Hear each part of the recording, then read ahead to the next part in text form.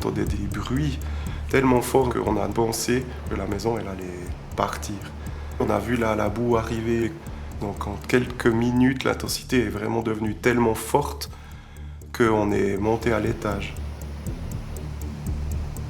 Et puis là, on a vu la boue et les gravats et tout ça monter, mais vraiment rapidement, comme dans les films.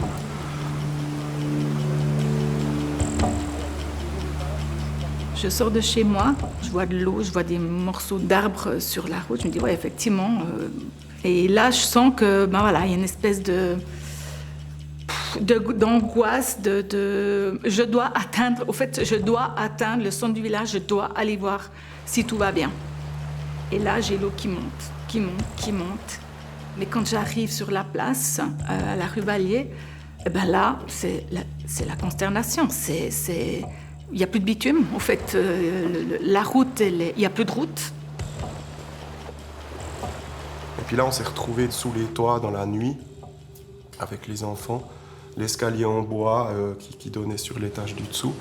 Et puis là, on a commencé à appeler nos proches, voilà où on est. Si la maison tombe et tout ça, ben, vous nous retrouverez là, dans cette partie de la maison, on est les 4 là et tout ça. Et puis on appelait vraiment nos proches pour leur dire qu'on allait partir. 22 juin 2021. Le village de Cressier est meurtri par les crues torrentielles des 2 ruisseaux qui le traversent. Lors de catastrophes naturelles comme celle-ci, l'émotion est encore vive que déjà se pose la question de l'argent. Qui va payer quoi et à qui? Les assurances seront-elles toujours au rendez-vous? Des questions légitimes alors que la fréquence et surtout l'intensité des désastres liés au réchauffement climatique augmentent. D'autant plus légitimes qu'aux États-Unis, en Australie ou en France, des assureurs se retirent déjà de régions entières.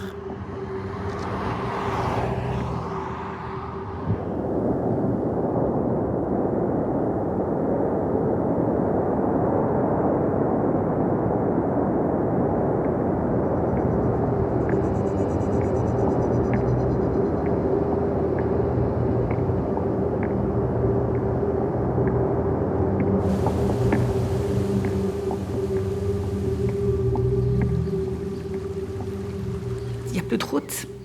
Quand vous voyez des tas de 2 mètres de gravats, quand vous voyez des rochers qui ont dévalé,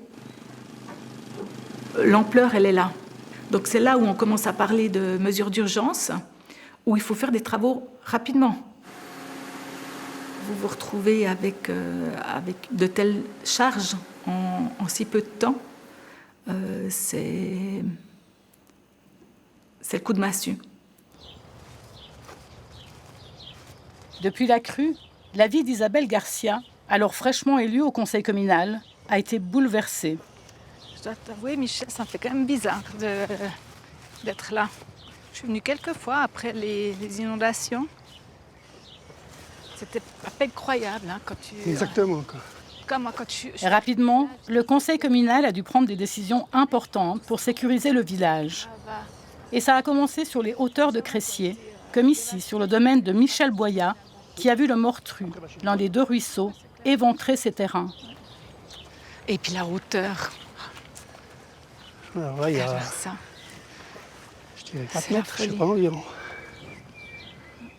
Et moi, je pense à la vitesse. Parce que là, au fait, c'est droit. Hein. Oui. Ben, moi, quand je suis venu voir, quand j'ai vu la... Comment dire ça, la vague. La vague, ouais. Qui descendait, j'ai dit, ah là, on va pas faire grand-chose. Ah, c'était impressionnant, quoi. Ouais. Madame Garcia, sur ce ruisseau, le Mortru, vous avez déjà fait des travaux depuis la crue? Oui, tout à fait. Donc, vous pouvez voir ici un peigne qui a été installé afin de pouvoir ralentir les gros objets, typiquement des troncs d'arbres, des gros cailloux, afin que l'embouchure ici ne soit pas bouchée et que l'eau puisse continuer sa route. C'est ce qui s'est passé le 22 juin? Exactement, il y a eu un amas de pierres, de gravats, de boue, mais aussi de troncs d'arbres qui ont fait que finalement l'eau elle a passé par-dessus. Elle a emporté tout avec elle, les troncs d'arbres, les pierres, la boue, et puis elle est arrivée sur la route cantonale, dans les maisons, et elle a continué son chemin. Cressier est traversé par 2 ruisseaux, le Mortru et le Ruau. Le soir du 22 juin, un orage stationnaire particulièrement intense est venu grossir leurs eaux qui ont dévalé des hauteurs comme des furies. Tout ça, c'est des gravats qui sont venus lors de L'inondation. l'inondation. Ouais, puis que ça a formé cette butte, finalement. Mais cette butte, elle était jusqu'à l'avant. À l'avant, il y avait 3,50 m, presque 4 mètres de gravats.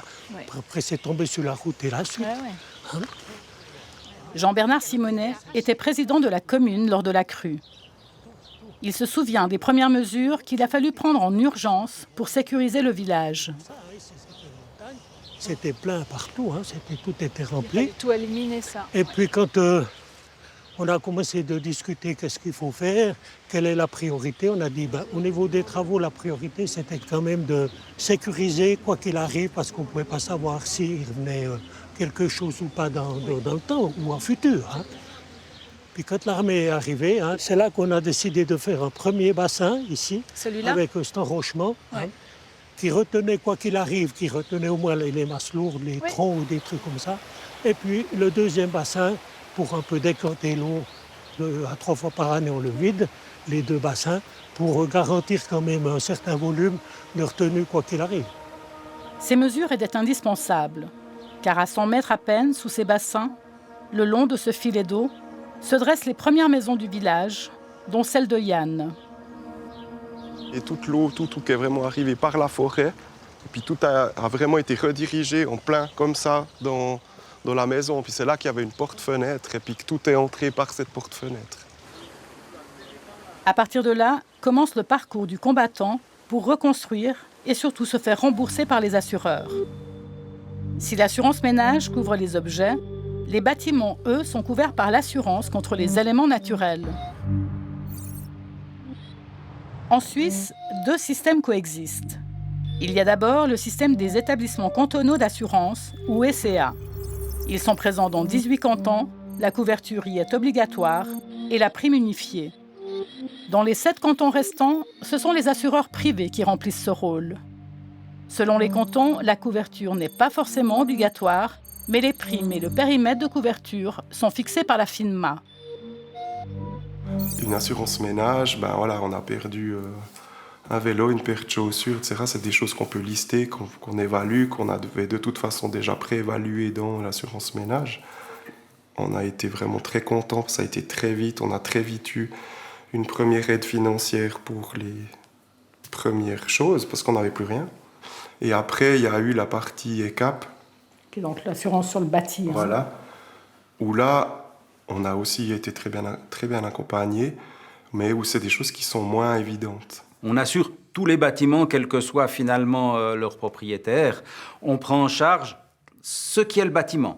On prend le bâtiment, on le retourne et on secoue. Ce qui tombe est assuré par les assureurs privés. Et puis ce qui fait partie du bâtiment, ce qui reste, ce qui est fixé à demeure, c'est les ECA qui le couvrent.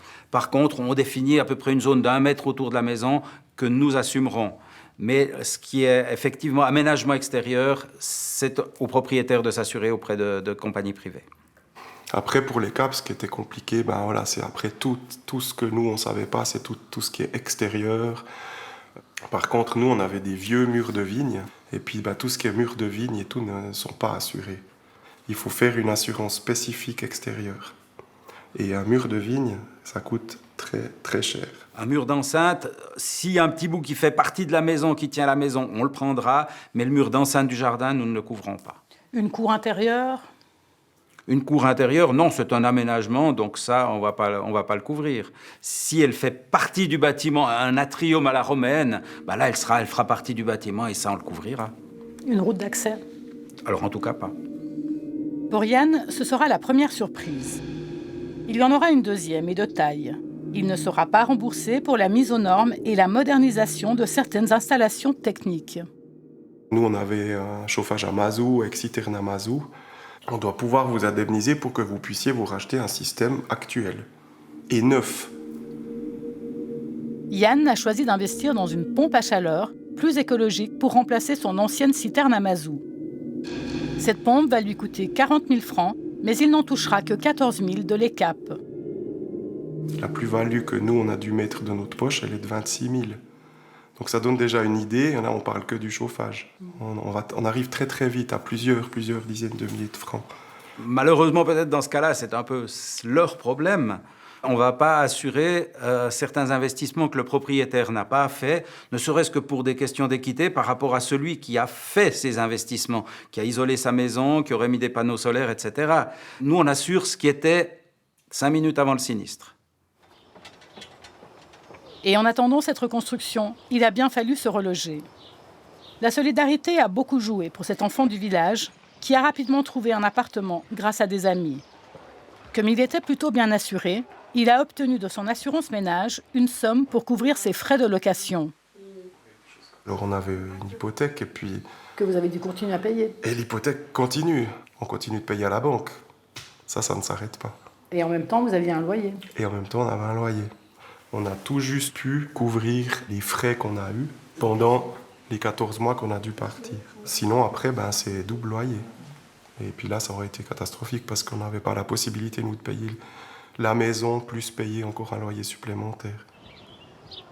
Au final, et malgré de bonnes assurances, Yann a dû augmenter son hypothèque de 50 000 francs pour payer les frais non couverts par les CAP, notamment pour la sécurisation, la mise aux normes et le réaménagement des extérieurs de sa maison.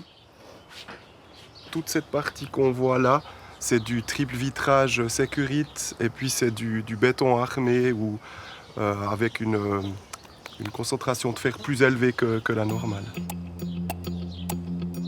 Pour la commune aussi, l'assurance contre les dangers naturels n'a pas tout couvert. Alors si on parle des dommages à leurs bâtiments, ils sont assurés exactement comme un privé, il n'y a aucun problème. Par contre, pour leurs infrastructures, ça c'est le problème de la collectivité publique. L'ECA a dans sa mission la préservation des bâtiments et non pas des infrastructures.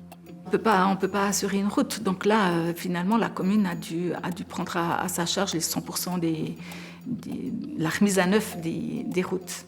Est-ce que ça peut être un problème, ça ? Bien évidemment. Bien évidemment que ça représente des montants qui sont importants.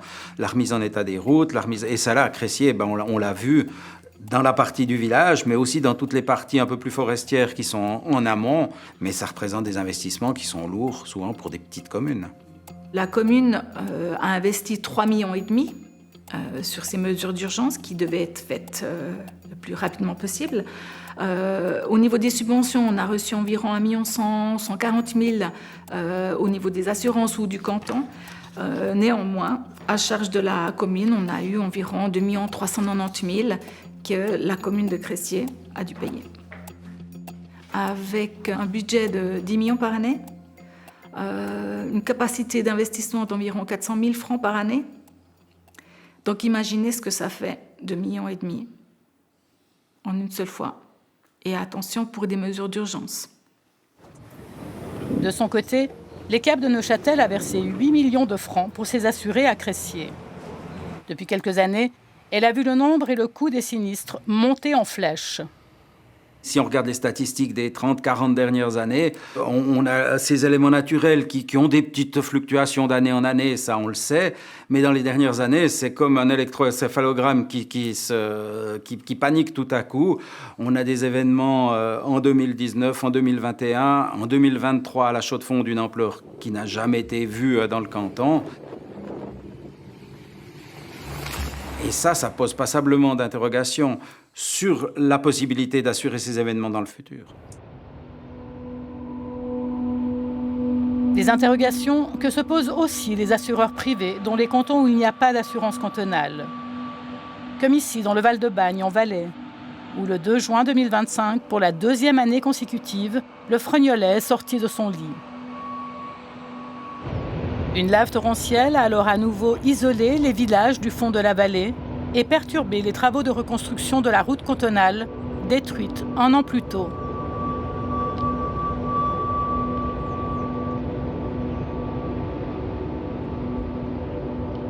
Ça fait quelques jours qu'on a quand même des coulées fréquentes et puis ce matin ça s'est intensifié avec des gros blocs qui sont descendus. Et puis le dispositif de retenue, il a bien joué son rôle, sauf que sous la masse des laves torrentielles, c'est arrivé jusqu'au pont fusible et puis le fond s'est fait submerger et puis il a été emporté. Donc on a une première estimation à 40-50 000 m3 qui sont descendus aujourd'hui. C'est la poisse quand même, non? Oui, je ne vais pas dire le contraire, ouais, c'est la poisse. Et pour l'instant, voilà, on court un peu avec le temps, la météo, et puis on reste hyper attentif. Donc c'est pas de relâchement en tout cas pour l'instant. Et puis pour le reste, voilà, on demande aux gens de prendre patience. Tout le monde est sur le pont, on fait le maximum pour rétablir les accès et surtout empêcher qu'il y ait une catastrophe dans la catastrophe. Et c'est bien la poisse pour le Val-de-Bagne et son secrétaire général, Pierre-Martin Moulin. Car un an plus tôt, en juillet 2024, le village avait frôlé la catastrophe après de fortes pluies. Ça s'est passé le 3 juillet en début d'après-midi, où on avait un guide observateur qui faisait des travaux de bois dans la forêt en face. Et puis il a entendu un gros bruit, il s'est tourné sur les hauts du torrent du Frognolet qui est derrière nous. Il a remarqué une coulée, un glissement de terrain, on dira. Et puis ça a été pendant des heures un torrent incessant de lave qui sont descendus et qui se sont répandus sur tout ce cône que vous voyez là derrière moi, qui a été bien refait depuis. Et puis les laves se sont répandues entre l'après-midi et le début de soirée jusqu'à Champsec. À ce moment-là, je dirais que notre priorité a été de protéger le village de Champsec, qu'on a évacué d'ailleurs la première nuit, comme le camping de Champsec, et puis de nettoyer la Drance pour qu'on n'ait pas un phénomène de montée des matériaux et puis de débordement sur le village. La lave torrentielle va drainer des tonnes de pierres, de gravats, de troncs d'arbres et dévaler la pente lentement pendant des jours avant d'accélérer soudainement ce 3 juillet. Champsec, cette nuit-là, sera épargnée.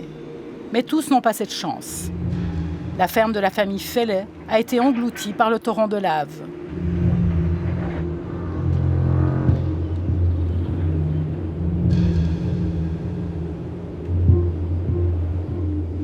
Impressionnant. C'est impressionnant. On a élevé 4 enfants, là. Ça fait drôle quand tu reviens et que tu vois ça. On a une de nos bergeries qui n'est pas totalement ensevelie, donc on se raccroche à ça. On est en train de la déblayer et puis c'est ça qui nous maintient encore motivés et puis c'est pour ça qu'on va de l'avant. Un an plus tard, Lucien Fellet n'a pas retrouvé sa vie d'avant. Tu vois ici un bout de fer à béton. C'était ces fameux piliers où la maison était dessous. Alors ça c'était celui qui était là. Tu vois la porte d'entrée de la maison était juste là. Ah d'accord, oui. Ben là on arrive en fait. Ça c'était l'entrée du carrelage, la rampe que j'avais fait. Pour entrer dans la maison. Hein? Ouais, et puis ici, c'est où on montait dans la laiterie. Tu vois, là, ici, tu vois, la hauteur de béton, ouais. ça c'était le carrelage de la laiterie. Ah, ici. Avec il y avait les portes, là il y avait la chambre froide. Et ça c'est les étagères à fromage.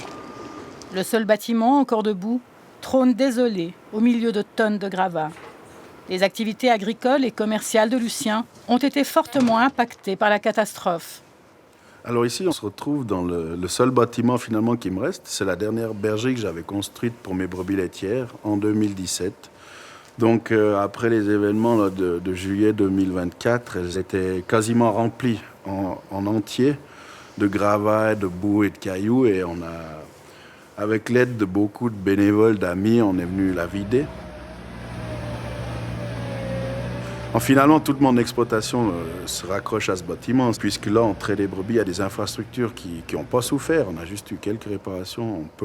On a pu continuer de traire des brebis et de faire du fromage grâce à ce bâtiment. Et pour l'hiver prochain, ça sera aussi grâce à celui-là, si on peut continuer. Pour continuer ses activités, Lucien a dû investir dans des structures temporaires.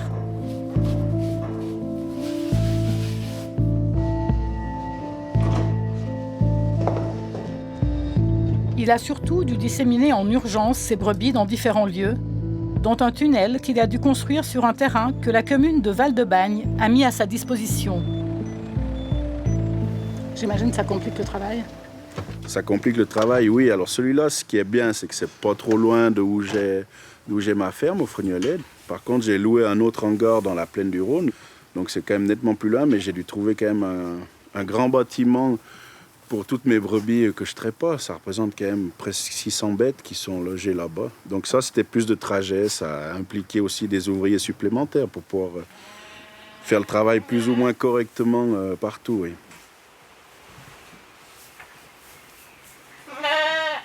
Et ça, c'est un ouvrage que vous avez dû payer, quoi. Ça, avec les aménagements, l'eau, ça a coûté 100 000 francs.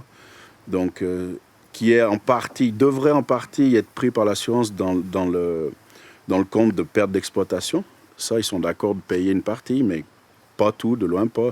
Mais voilà, c'était la condition aussi pour pouvoir continuer de garder mes bêtes, oui.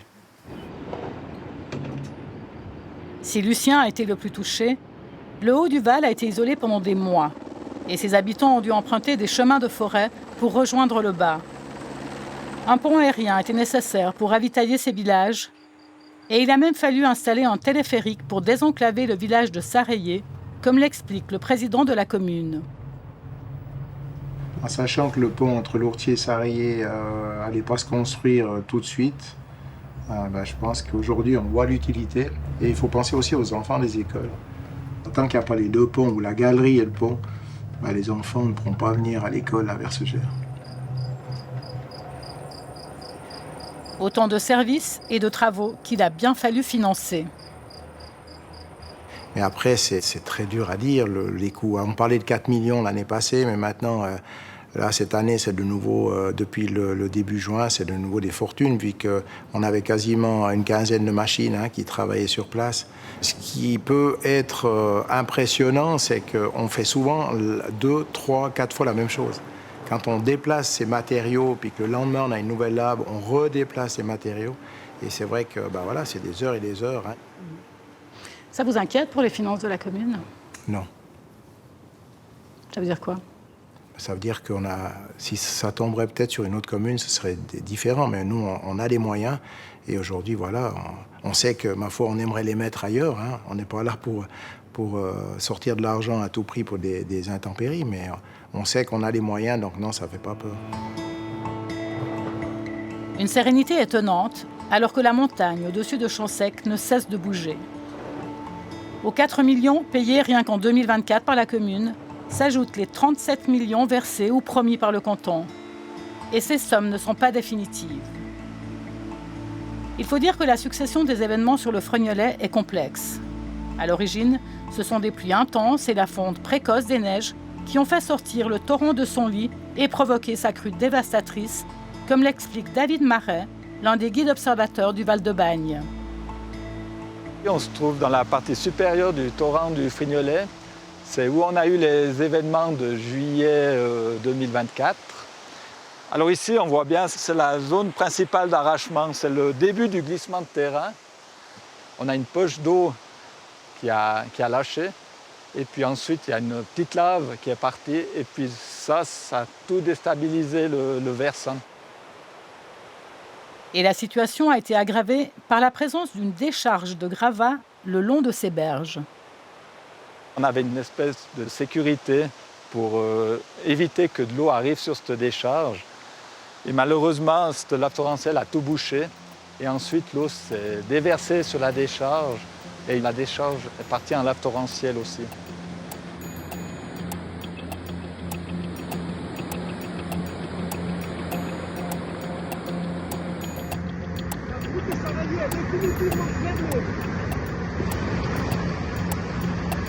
Étrange endroit pour une décharge.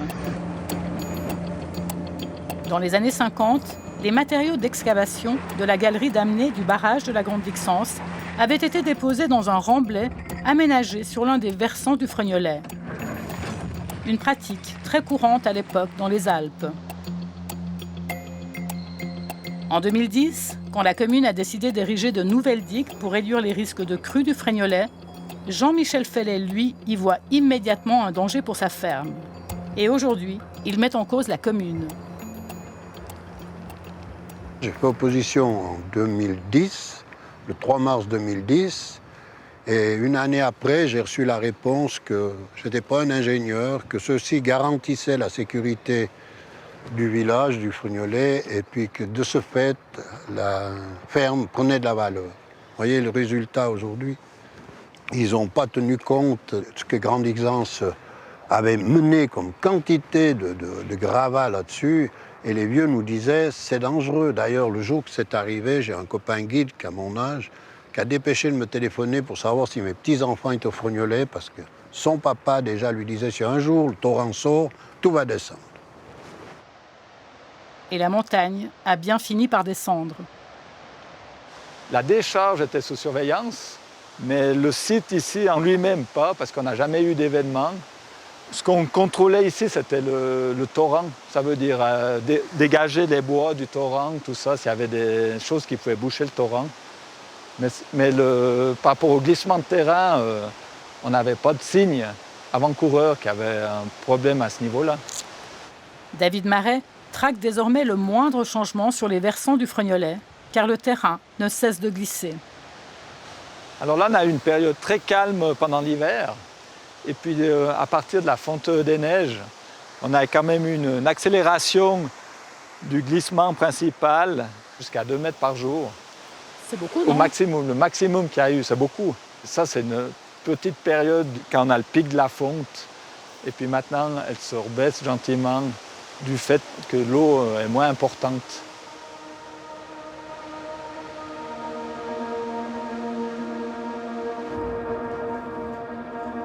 C'est un peu dur de revenir ici.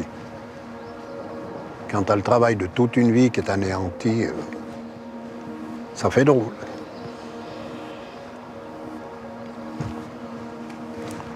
Puis ça fait mal surtout. Ouais. Depuis près d'1 an, Lucien loue une maison plus bas dans la vallée, en attendant de reconstruire sa ferme. Moi, j'avais un contrat d'assurance avec une assurance de relogement. J'ai 30 000 francs sur 2 ans. Clairement, ici, ça ne va pas suffire pour les années où on va devoir rester là avant de construire. Mais alors, avec mon assurance, ça se passe très bien. J'ai pas de souci avec ça. Ils m'ont payé déjà tout mon inventaire, tout ce qui était considéré comme perdu, cassé. Ils me l'ont payé assez rapidement. Ils m'ont payé une partie des bâtiments qui sont considérés en dégâts totaux. Là, ils m'ont payé ce qu'ils appellent, je crois, la valeur vénale. Donc, j'ai pu rembourser une bonne partie de mes dettes avec ça. Et le reste des bâtiments, ils vont me le payer quand il y aura une reconstruction. Sinon, l'argent, ils ne le donnent pas. Mais reconstruire s'avère plus compliqué que prévu. Les géologues sont formels. La montagne va bouger à chaque fonte des neiges. Ces terrains sont bien trop exposés. La carte des dangers de la région doit du reste être revue. Et selon le niveau de danger qui sera retenu, les assureurs pourraient ne plus couvrir ces biens, comme l'explique l'assureur de Lucien. La carte des dangers a changé. Ce qui était valable il y a 20 ans ne l'est plus aujourd'hui. Justement lié aussi à ce problème de dégel, des permafrost, ça amène des soucis qu'on ne connaissait pas il y a 20 ans. Et c'est pour cette raison aujourd'hui que ces cartes de danger doivent être revues et modifiées en conséquence.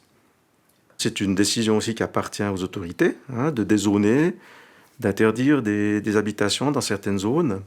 Aujourd'hui, il y a toute la zone qui finalement elle est ou en strié ou en rouge, pour dire que tant que les travaux ne sont pas terminés, on ne peut pas remettre une zone définie là-dessus. Mais c'est tout, c'est en zone rouge si on veut bien. Et la ferme qui est en dessous, qui a eu le plus de dommages finalement, qui avait été ensevelie, elle est aussi en zone rouge aujourd'hui? Alors la ferme aujourd'hui, que je vous parle, c'est de nouveau dans cette fameuse zone où voilà, on ne pourrait pas construire.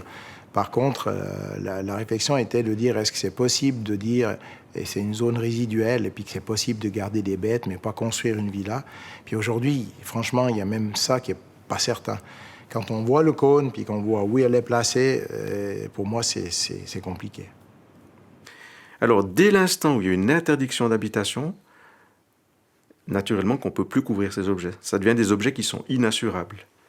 Parce que le risque est plus qu'imminent, il est insupportable. Mais c'est des cas exceptionnels.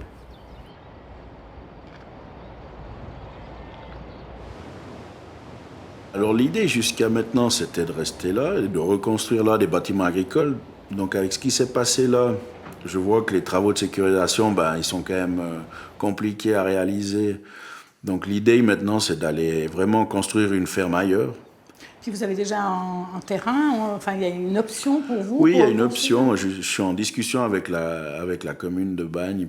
On est en négociation avec eux, mais ça devrait aller du bon côté. Ils vont certainement me les vendre. On va faire des échanges de terrain avec eux pour que je puisse bâtir là-bas ma nouvelle ferme, oui. Mais c'est vrai que c'est compliqué. L'administration ne nous aide pas beaucoup. C'est long à avoir des réponses. C'est long, même pour des trucs simples. Je trouve que Oui, on a plutôt tendance à avoir des bâtons dans les roues que d'avancer. Mais ouais. Si les choses avancent si lentement, c'est aussi en raison de la décharge dans le lit du Fregnolet.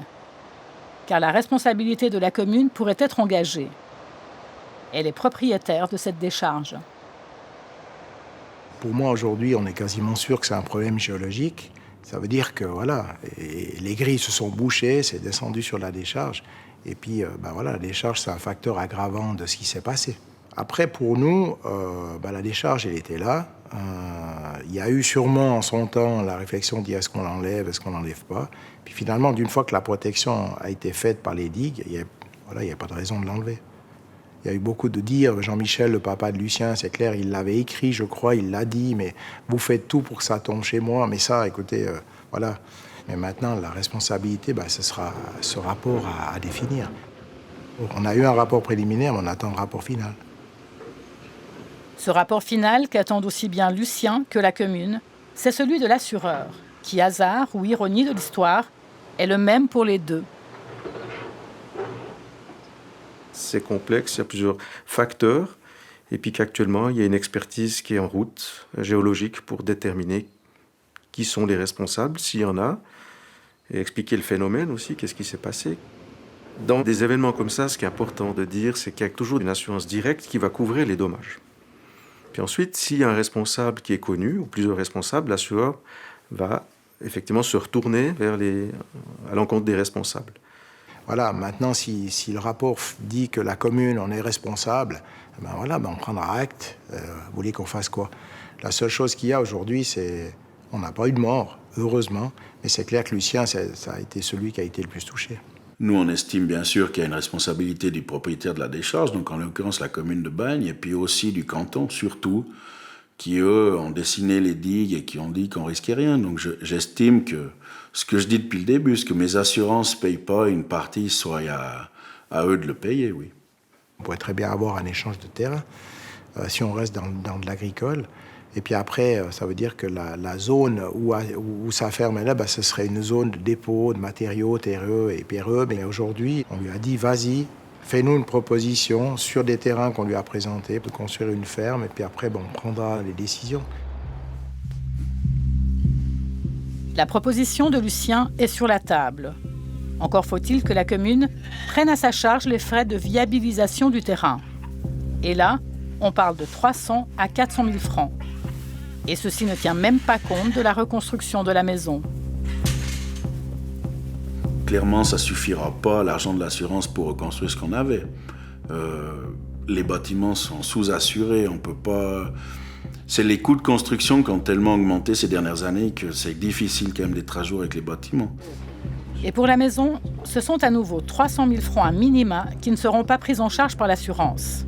Et pourtant, Lucien était plutôt bien assuré. Cela pose la question du rôle que vont bien vouloir ou pouvoir continuer à jouer les assureurs.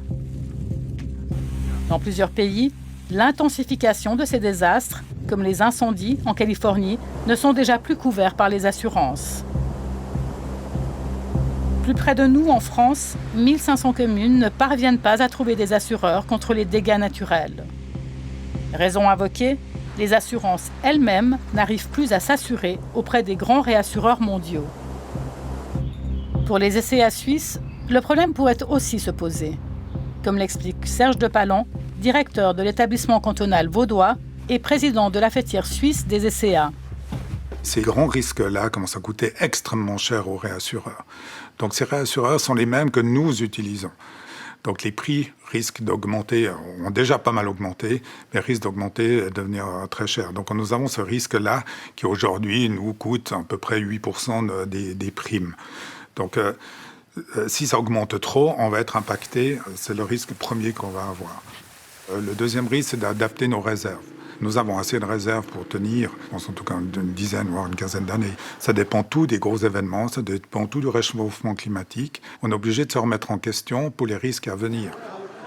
Si le système suisse s'est avéré solide jusqu'ici, c'est parce qu'il repose, aussi bien pour les assureurs privés que pour les SCA, sur le principe de la solidarité. la solidarité au niveau des assurés, parce qu'on doit assurer tout le monde, vu que c'est un monopole.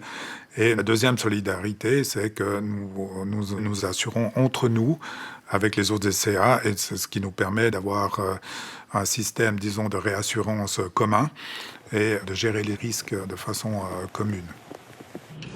L'ECA de Lucerne a ainsi bénéficié de ce soutien en 2021, après un orage de grêle mémorable ayant causé 430 millions de dégâts, le sinistre le plus coûteux de ces dernières années en Suisse. L'ECA Vaud a payé 35 millions de dégâts à Lucerne pour se retaper. L'ECA de Lucerne n'aurait pratiquement pas survécu parce qu'ils auraient été pratiquement en faillite avec un dégât pareil. Si les ECA s'inquiètent pour l'avenir, pour les communes aussi, l'augmentation des désastres naturels pourrait devenir un fardeau, car elles doivent éponger une partie de l'ardoise. Elles ont surtout l'obligation de protéger leur population contre les risques connus. C'est la promesse qu'on a faite aux habitants de Cressier, de dire « vous êtes importants et la priorité, ça sera protection contre les crues ». Le projet qu'on a maintenant, il est à hauteur, on va dire, de 5,5 millions, 6 millions. Oui, la Confédération, le canton, ils sont là. Il y a des subventions, il y a une participation à hauteur de 35% pour la Confédération, 35% pour le canton. Et il resterait 30% à la commune. 5 millions, 30% à charge de la commune. Ça fait quelques années d'investissement pour la commune. Ça va être compliqué. C'est compliqué. Au total, les inondations de Cressier auront coûté près de 11 millions de francs au pouvoir public, dont une partie à la charge du canton. Pour des cantons relativement modestes, comme le canton de Neuchâtel au niveau financier, ça représente des volumes d'investissement extrêmement forts. Et la question qui se pose effectivement, avec le changement climatique, la répétition des événements, est-ce qu'on arrivera à continuer de financer suffisamment ces risques? C'est là que la question, je pense, est ouverte entre confédération et canton pour apporter probablement plus de soutien sur la durée aux communes les plus modestes en termes de taille, puis aussi en termes de capacité financière. Vous vous sentez abandonné parfois un peu? Parfois Oui, je me sens abandonnée. Je me sens abandonnée. La règle, elle est là et elle est faite pour tout le monde. Qu'on soit une commune riche ou pas riche, la clé de répartition, elle est 30 pour la commune, 35 la Confédération, 35 le canton. Et il n'y a pas un centime de plus. Et oui, je me sens abandonnée. Désormais, pour les assureurs, comme les collectivités publiques, la prévention est la priorité. Elle devient essentielle pour réduire le risque au maximum afin de limiter les dégâts. Et déjà, les assureurs anticipent de nouveaux risques. Et on a remarqué que les feux de forêt remontaient du sud de l'Europe et remontaient vers nous. Du côté du Jura français, à 40 km de chez nous, on commençait à avoir des feux. Et on a pris peur. Après, on s'est dit, mais il faut complètement revoir nos équipements.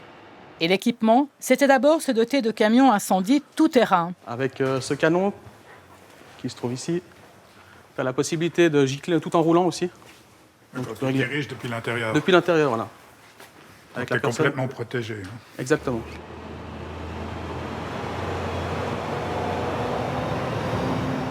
C'est clair que les feux de forêt ne vont pas s'arrêter aux frontières cantonales. On s'est coordonné aussi du côté français, parce que la France est très importante, a une expérience très grande dans ce domaine, et il fallait bénéficier de cette expérience-là pour pouvoir bien former nos sapeurs-pompiers. On a estimé un risque, rien que sur le canton de Vaud, peut-être à 7 milliards de risques sur les bâtiments. Sans compter forêt et autres. Il y a des fortes étendues du côté du Jura, soit du côté de la Riviera. Alors, un feu de forêt peut vite entourer un village ou une ville et devenir très dangereux pour la population aussi. Les assureurs privés ne sont pas en reste. Eux aussi investissent dans la prévention avec un but évident, contenir le montant des sinistres. Aujourd'hui, vous avez l'occasion de découvrir non seulement ce nouveau conteneur de protection contre les crues. Démonstration sur les bords du lac de Géronde lors de la remise d'une digue mobile à la ville de Sierre par la Mobilière. L'objectif principal reste la prévention. Et là, on est dans du concret. Ce n'est pas juste un concept, hein, on l'a vu. On remet ça dans les mains des pompiers et en 30 minutes, ils sont formés, ils peuvent mettre en place le dispositif. Mais ça a un coût, on est d'accord. Certes, c'est un coût, mais on sait que prévenir coûte moins cher que guérir. Le prix d'une installation comme ça, tout équipé, c'est de l'ordre de 450 000 francs. Depuis 2006, on a participé à 180 projets. Par exemple, les digues, l'endiguement des petits ruisseaux, la surélévation des ponts, des passerelles, et ce qui représente un montant de 46 millions de francs. Alors, tout est financé par les primes, mais pour offrir ce genre d'outils, on prélève dans les bénéfices de la Mobilière. Ça fait partie de notre système de coopérative. Ces containers, durant ces dernières années, on les a engagés plusieurs fois et on a pu voir que ça limite le nombre de sinistres. Alors que les catastrophes naturelles se multiplient et que les zones de danger englobent des portions toujours plus grandes du territoire, on ne peut plus esquiver les questions qui fâchent. Pourra-t-on encore habiter partout en Suisse ? Pourra-t-on encore assurer tout le monde, partout, malgré les mesures de prévention ? On nous pose souvent la question en disant « mais est-ce que vous allez déserter, mais on va où ?» Franchement, est-ce qu'aujourd'hui on a envie d'aller à Genève ou d'aller dans une ville ? Je ne crois pas. Les gens préfèrent faire le contraire. Donc pour moi, c'est juste peut-être de réfléchir un peu plus loin, de dire où c'est qu'on pourrait construire. On a le cas de Blatten maintenant qui est incroyable, ce qui s'est passé. Ils veulent reconstruire. Et c'est clair, ils vont reconstruire où ? On va leur dire où c'est le moins dangereux. Ça n'empêchera pas peut-être qu'un jour on ait de nouveau des éboulements. Je pense qu'on parle de la montagne maintenant parce que ça nous arrive ça sur la tête, mais il y a des problèmes partout et en plaine aussi. Est-ce que les assurances pourront continuer à payer ces sommes ? Je ne pense pas. Donc à un moment donné, ça sera la responsabilité de chacun à de voir ce qu'il est possible de faire. Ce qui s'est passé à Blatten, ce qui se passe régulièrement un petit peu partout, à un moment donné, ça ne sera juste pas possible de payer. Donc oui, on doit réfléchir à comment on va construire. On est quand même dans une ère actuelle où on se rend compte que le changement climatique, il est sur toutes les lèvres. Et puis réfléchir à ce qu'on fait. Alors ici, on se retrouve sur le Ruau. Donc celui qui nous a causé les éléments qu'on connaît du 22 juin. Il a l'air de rien. Quand il est paisible, comme aujourd'hui, on l'entend. Mais sous un Ruau calme, il se peut qu'à de temps en temps, il se mette en colère.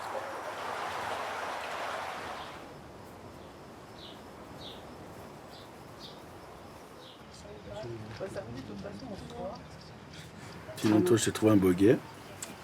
On y recherchait celui qu'on a mis là, on lui amène, on verra lui ce qu'il dit. Ouais, mais Maxime, il te montre. T'avais déjà essayé, non? Non, j'ai jamais essayé. Faut essayer sur En fait, j'ai des fois été derrière Mac, mais jamais fait de boguet. C'est moi qui avais essayé. Ça a été une adaptation assez longue quand même. Mais là, maintenant, ça fait une année, puis on a un rythme ici, oui. Ce qui fait bizarre, c'est qu'on est loin de la ferme, on est loin des moutons. Parce qu'on avait l'habitude d'avoir tout à côté, puis ça fait encore bizarre maintenant. Avant, on pouvait juste mettre les chaussures et aller à la ferme. Puis maintenant, on doit prendre la voiture. Puis voilà.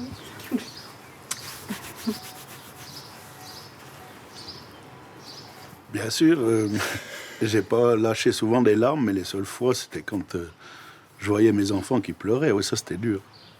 De leur expliquer qu'on ne retrouverait pas la maison, ça me fait toujours mal.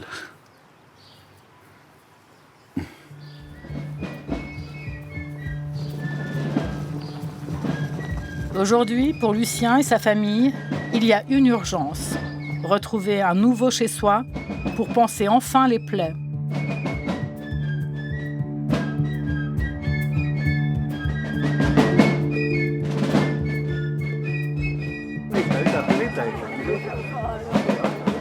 Oui, ça va bien. L'autre jour, j'ai poussé un peu une gueulante, mais c'était rien de... J'ai pas compris.